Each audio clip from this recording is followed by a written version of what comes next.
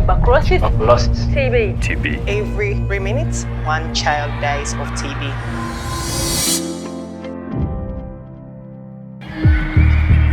According to the WHO paper of 2022, most of the TB cases are found in Southeast Asia, that's about 45%, and about 23% are in Africa. Worldwide, 60% of children are non-diagnosed with TB. So about 200,000 children die of TB, and that translates to one child dying after 3 minutes.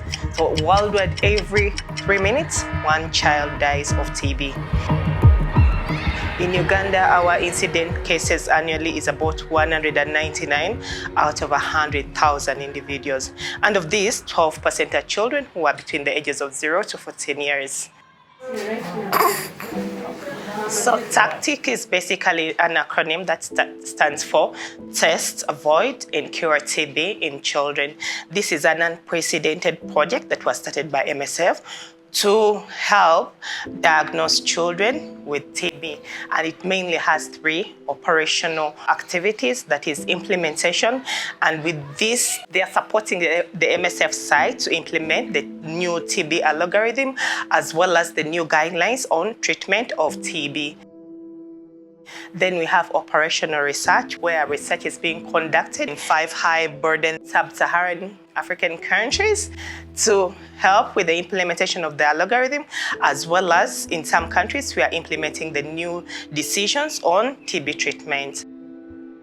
Then we are also looking at advocacy, where we are informing the world about the algorithms and how to implement, and also what happens out of the operational researches. Given the burden of TB that we have seen, where we have issues with undiagnosis and non-treatment of TB in children, in 2022, WHO made a few recommendations in 3 operational areas. One of them was diagnosis of TB in children. And in this, they recommended 2 new treatment decision algorithms. Algorithm A and algorithm B.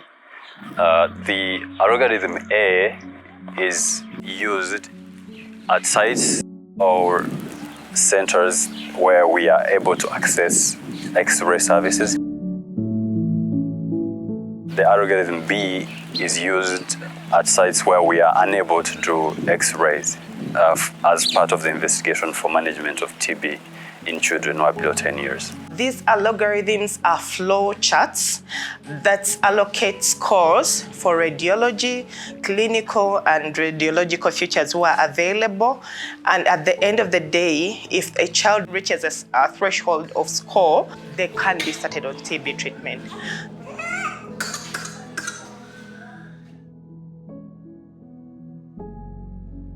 Both treatment decision charts or algorithms have very pivotal.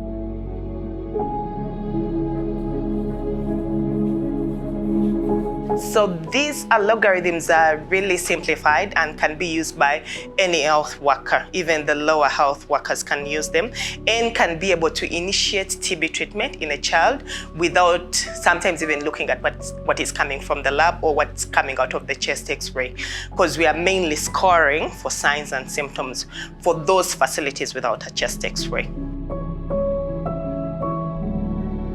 Shortening the TB treatment. So essentially, we are putting children on TB treatment for a period of 6 months.